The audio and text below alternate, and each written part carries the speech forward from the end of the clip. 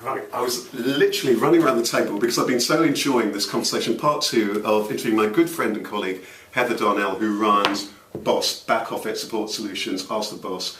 You are a numbers finance specialist and you run quite a unique business in a way that you help people across the board, from the bookkeeping and so on, through to the management accounts, through to all the other kind of stuff that's involved in businesses, pricing and so on. And we're talking a bit about some of all that finance stuff in part one. But what I want to do is talk to you a little bit about your own story. Yeah. How and why you got involved in running your own business and what's been involved and your journey. So tell me a little bit about your background and how you got involved in running a business. Sure. Well, Ask the Boss was set up about 9 years ago in 2003. Before that, I had worked in all different back-end operations of bigger businesses. Some finance, some operations, some IT. And when I left and went to start Ask the Boss up, I really thought I could bring all of those skills to the small businesses, particularly the small businesses in my neighborhood. Right. And why were you interested in small business? Because you've been finance director, presumably earning big money, working for big corporates. So why do you want to work at that end of the run a business in that? They're nicer. They really are. They're nicer people, and they were my neighbors. That's what it all kind of started. It was my neighborhood is full of lots and lots of small businesses, and getting to know them, and you can't help but always go in and say, well, if you only did that, it would be just a little bit better. You know, you could really use some help with that. So that's what started it, was to want to get more involved in my community, really. Yeah. And of all the different skills I had in the big business world, I wasn't quite sure what would be the best one to translate into the small business world. So when I started out, before I actually launched proper, I commissioned some market research. So it was very, very interesting. It's not what I would have guessed would have happened. The results were very different. So we offered up to small businesses, which of the following things would you outsource, would you not do yourself? And of those, how would you go about finding someone to do it? One thing that came back loud and clear is that people didn't realize they need help in all their back office, but they all know they need help on their finances. So finance came out loud and clear. And the second thing was, we asked them, how do you get recommendations? Would you go to the yellow pages? Would you Google them? What would it be? And they almost all said they would ask a trusted friend. So that was very interesting. So I started out focusing just on the finance side. So very naively, I would go into these small businesses and I'd say, right, I'm here to help you plan your financial future and give you some strategic help, and let's look at your numbers. And if they could do anything, they would produce a set of annual accounts that was 18 months old and say, here you go, here are my figures. And it's too old, it wasn't recent enough, and it's not current and dynamic enough to be able to give people good advice. So over the years, Boss has turned into a company that does bookkeeping for people, so you can get interesting numbers in a more current fashion. We also do annual accounts and tax returns and all the kind of financial side. That you would expect a normal bookkeeping or accounting practice to do. Exactly, and it was really my naivete coming from the big business. I assumed everyone would know their numbers. And one thing I found is that most people were very, very clear about their sales. If it was a shop, they could tell me what they took last Saturday. If it was a kind of one-man band consultant, they could tell me, last month I billed £3,500. This month I think it's going to be $5,000. Everyone knew the sales side, but not everyone really knew their cost side, or how much it just cost to run their business every month. And not a lot of them projected forward very far. And I have to confess, I was very similar. If you would ask me in 2003, did I think I'd be running a business with 10 people in it, I would have said categorically no. Right, so there's a number of things here that, Heather, I want to ask you about, because presumably, and I guess one of the things that makes your business quite interesting is that most businesses out there are the accountancy, bookkeeping kind of stuff. What your business does is different. Is very different, because you're helping them, yes, do that stuff which they need the support with, but that you're also helping them to understand the numbers. You're helping them with sitting down with them. Sometimes you're here as a financial director, as with this particular client, and so on. All of that kind of stuff to help them deeply understand and to plan, and all the stuff between when they need to supply the figures to the bookkeeper or the accountant. It's about interpreting the numbers in a way that helps you make decisions on your business. frankly, a set of annual accounts doesn't do much towards helping you decide what to do with your business. Whereas seeing, say, your inventory changing month on month and your cash flow, that you have typical seasonal dips up and down, those are bits of information that can help you run your business better. And am I right in saying that actually I'd imagine what lots of small business owners want? They need to know the information that they need to know. The problem very often with finance is they feel as though it needs to be spreadsheets, but they want to know what they need to know. So presumably they want to engage with a business like you so they can have a real-time dialogue so that you're able to extract the bits of information that they need to know, that you need to know, that help them to grow and to make decisions and so on. And also to get that information in a way that they can understand and digest. Yeah. So for some people, it's all about using the most current up-to-date web-based systems that have beautiful interfaces or even have apps that will show on their iPhone or their BlackBerry the state of the nation for themselves. Whereas somebody like me, I just want to know the bottom line. That here's this, this is what we're aiming to do, this is what, that...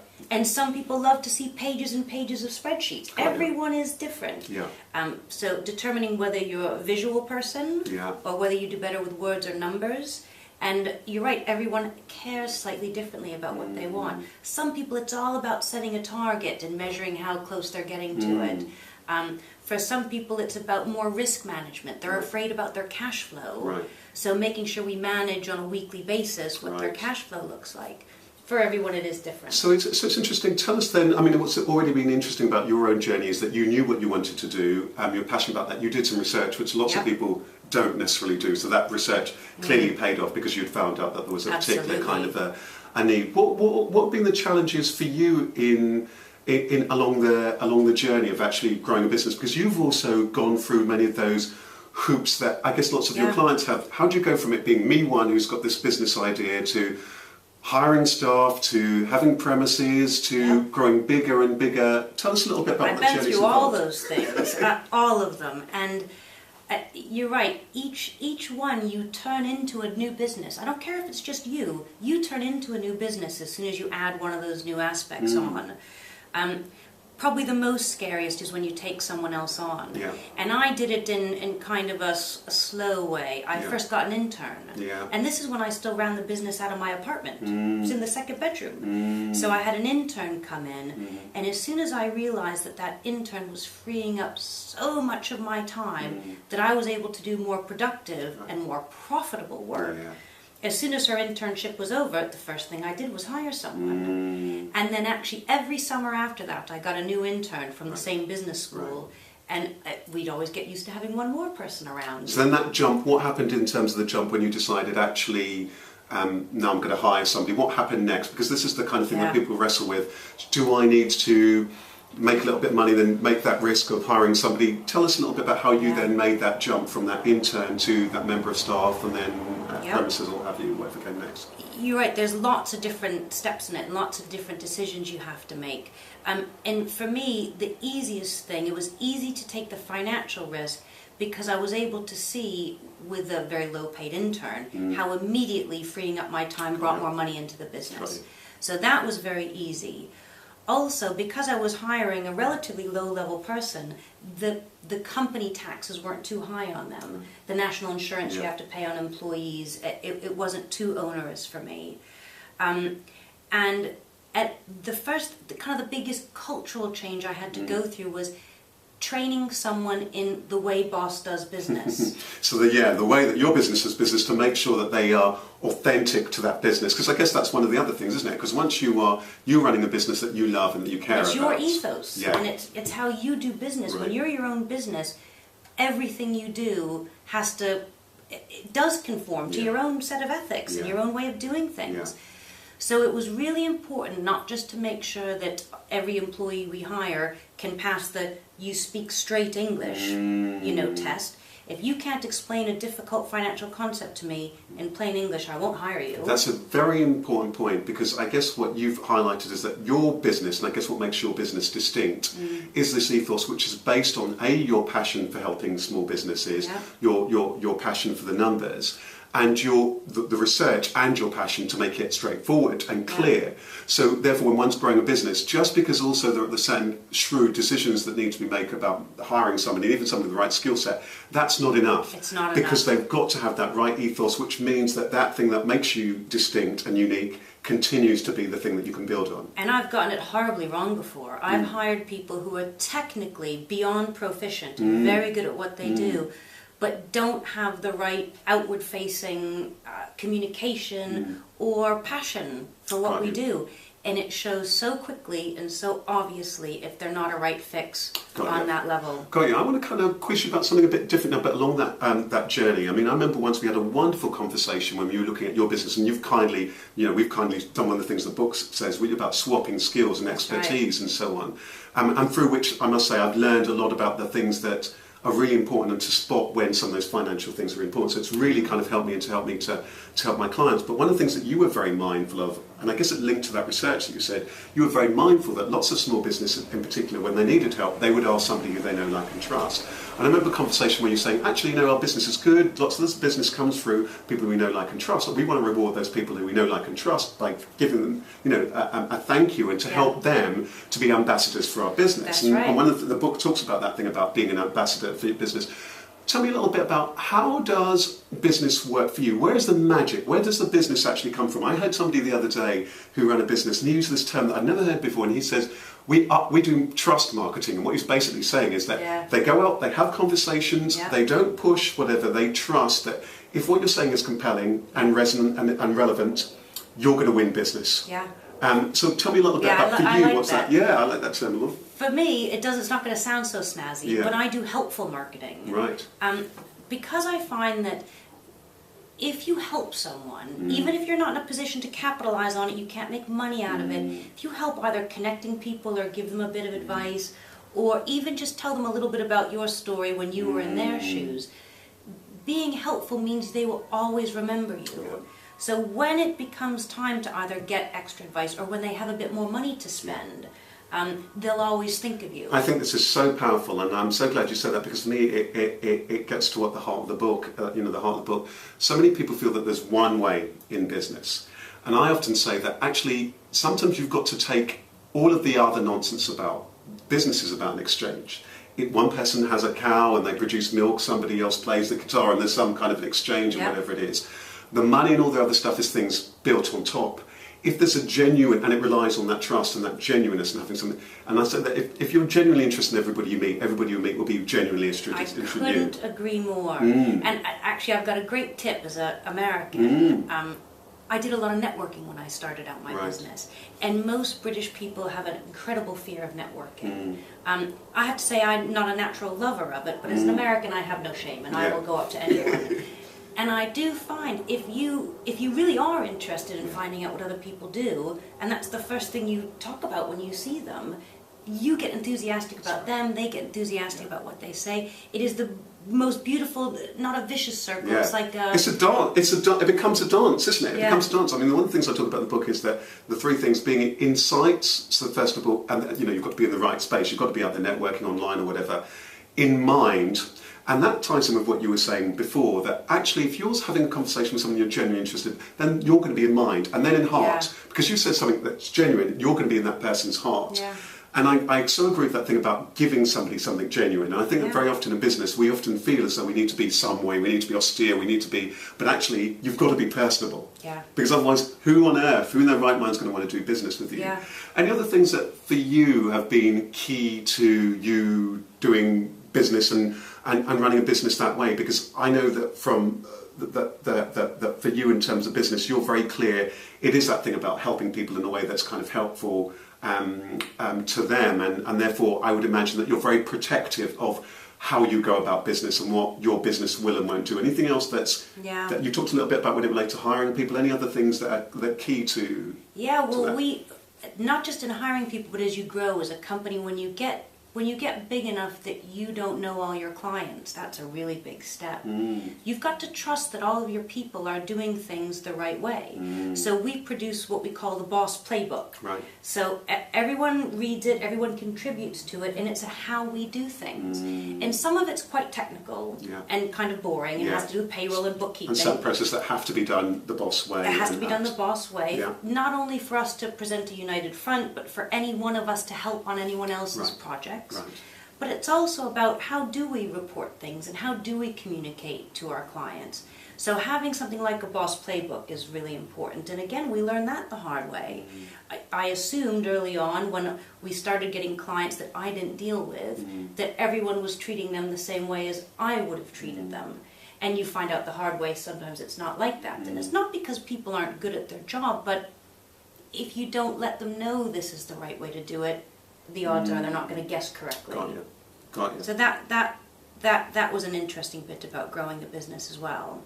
And one of the things I'm wondering now, because you've touched on a number of things that are really interesting, is that you've talked a little bit and touched on a little bit about how the business changes at different stages from when you first have the idea, when you talk to them hiring an intern, hiring first staff, and then when you're growing and hopefully things being very successful.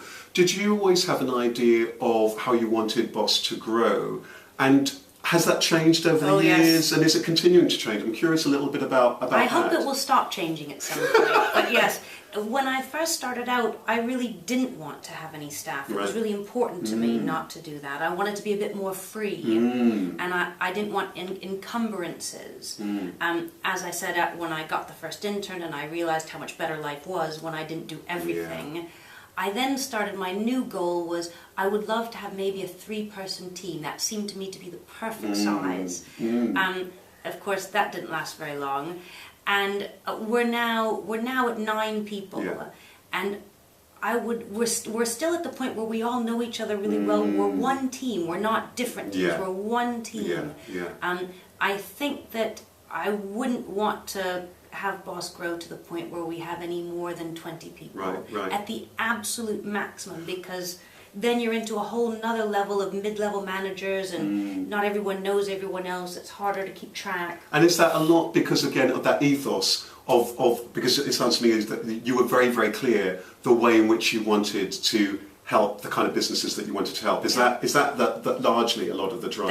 That is a lot of the driver of it. And also, I see, quite selfishly, as the owner and founder of the business, I'm not just in it to make money and to have my business grow and grow. I want to have free time. Yeah, and this is such an important point, because I think what you've beautifully described is how it will change, and what you want from it will change, and it's okay for you to change your mind at different points where you think, okay, first of all, it is going to be just me, and then, hang on, you know what, actually it might happen, and then, so that's really lovely, because often we don't hear that kind of discourse around here, how it might change, and that you're allowed to change your mind, change your vision. Absolutely. Because also, not everyone starts out knowing everything. I like to think I do, but I don't. And if you had told me, even in my first year, that I would run a payroll bureau, I would have laughed you out of the room. I wouldn't have believed you. But it's only because I got to know that was really important to my clients later. I want to close by asking you just any key tips that you would say for somebody who is either starting or growing their business. And then maybe I'm going to ask you a little bit about key things that you've learned that you think are the absolute fundamental bits of magic. But first of all, for somebody who's either, very firstly, for somebody who's thinking about starting out or just beginning, just a couple of just quick tips of what you would share with them. Sure. I think what's really important when you're at that thinking stage, either to make the leap out of employment and go it on your own, or to change what you're doing, is it doesn't need to be a complex financial model, but do an exercise of writing down how many clients do you need a month to cover your bills. And you know what, if the answer is 3 and you don't have any now, work out how many months of money you have under your belt before you make that jump. Because although I am a strong believer that necessity is the mother of invention, and when you have to go get the clients, you'll do the work for it.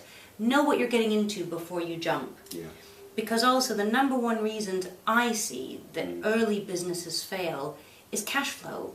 It's not necessarily they don't have a good idea, it's not that they don't have a profitable business, it's cash flow. Yeah. So understand your cash before you start. Got My it. biggest. So that's the thing for somebody who's starting out. For those people who perhaps they're starting and they're beginning to grow, and perhaps, and we've kind of referred some of these kind of clients together, where they're now beginning to, perhaps they're needing to take somebody on, maybe are there any general tips that you would say to them? Because there's a number of often mental and concern, there's all sorts of different things. Any general tips that you would say, here are some things, the fundamentals to be mindful of? Well, I think the number one thing you should be mindful of, and it's probably the hardest one to do, is to let go. Right. It is so important when you grow, when you bring new people on, to actually truly delegate them things. Otherwise, you're in a horrible situation where you're still doing everything. Right. And you're paying other people to do the same thing. And presumably linked to one of the things that might be the time whereby, even if you're nervous, get that advice. I mean, there is a story we tell in the book about somebody who had a wonderful business, who we both kind of had conversations with, wonderful business, but because unfortunately they'd buried their head in the sand about the numbers for too long, their business went to the wall, which is so sad, because they were such a wonderful person, wonderful business actually. It could be a very profitable business. But actually, because they're just being that, so do get the help. Be it you need to call an accountant, be it you need to call somebody like you, be it somebody who can just point you to that right type of advice. Presumably that's essential. It's essential, and I can't stress enough to everyone out there that HMRC is lovely. Right. I know it's going to sound so weird. So many people are afraid of them. Right. The people we pay our taxes to, HM Revenue and Customs, if you call them up and you let them know, I'm a little bit afraid, I don't know if I can pay on time, I'm not quite sure what to do, they are the most helpful people in the world. And also, interestingly, some of them, run workshops thingy, and that might be a place where you just need to upskill yourself, ask somebody, cooperate. But where they get mean, and rightly so, is if you bury your head in the sand. And if you wait until you haven't submitted it on time and they've chased you twice, they are not that forgiving then. That's a really good point. And finally then, Heather, for those businesses that are growing, and again, one of the things that's been lovely about this talk is, again, there are just new challenges. I often say that, because I often coach some people who are kind of successful, and some people think, once I've got money, my money problems are vanished. You just have different types of money problems. Instead of trying to make it, you're trying to keep it. It's absolutely true. So for those businesses that perhaps they're doing well, or they're beginning to grow, or perhaps they're wanting to expand, any just general pointers and tips? I know it's going to vary from business to business, but any just general things to think about?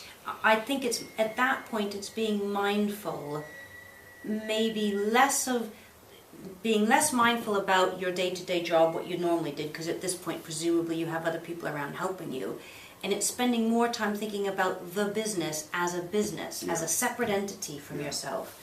So for lots of people that's a matter of looking at, every month looking at their figures, every month looking at their marketing results, looking at trends a lot, and spending more time thinking above looking down. I think that's right, and I think I'd add that as a coach. I think it's really important as you're growing to, one of the themes that comes through from a number of people who mentioned in the business is that as your business grows, and if you're a successful kind of sole trader, a trader who's doing what they're passionate about, ask yourself, what is it you want then from a business? Because that may well change, and it was lovely hearing what you were saying, that you're clear, and it does change, and then to think, well, actually, the business is now about this. There's somebody in the book I mentioned who had grown a successful business, started another one, and then he decided, what, now I want to sell it, I want to have a life balance, or what, this is the size of business I want. And I would imagine that thing is having the courage to just, if it is going to be a small lifestyle business, and that's what it's always going to be, great. If it's going to be this, great. So again, all the more reason to be thinking about what it is that you want from the business and looking at the business as well. Absolutely. Well, wonderful. Any last words you want to say? And let me just ask, so for you talked a little bit about,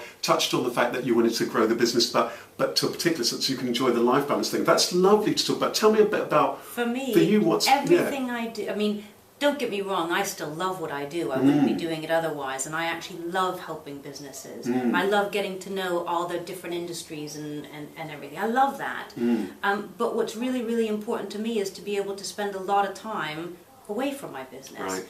And so I spend a lot of time managing, planning, and thinking about how I can have other people do more and more and more of my work, so I only do the bits that only I can do. Right. And presumably that's part of that culture shift that you talked about, isn't it? Yeah. But do you find, and again it's one of the things that we talk about in the book, in the creativity bit, I certainly believe that the stuff that you do has nothing to do with the business, often the time away, the gardening, the running, or whatever it might well be. It means actually, I think that you're actually even better at business, because you come back to, you actually are sharper. Yeah. and I think sometimes it's good to be unromantic. Unromantic is one of my favourite words, because then you still care, you've still got that heart and that passion, but you're able to also see what's actually practically going on. So have you found that the times when you're doing the things that you love, actually... it makes it better when you do come back, absolutely. Right. In the same way as when we spend time together and you make me think about not the day-to-day how to run my business, but the bigger picture, helps me come up with a completely different way of looking at things that I would never have if I was stuck in my day-to-day all the time. Well, I just want to thank you so much for all the wonderful... I mean, one of the reasons why, and I'm very grateful to yourselves and the other people who've added a lot of their expertise to the book, is that well, I don't even know where to put it. There is so much, isn't there, to running a business. The practical, but also the emotional, what it's about to you. So I just want to thank you very much for the help you give to business owners. For people who are trying to find you, remind us the website, or I'm going to hopefully put it to the video. What's the best way to find you? It's ask-the-boss.co.uk. Wonderful. I'm sure if you search on Ask the Boss, you'll find us. Well, thank you very much for that. Thanks for all the tips, and I hope that that's really, really useful to lots of people. Thank you very much. Well, I'm going to, if you want to smile and hold up the book, I'm going to just stop the camera, and thank you again. It's been my pleasure.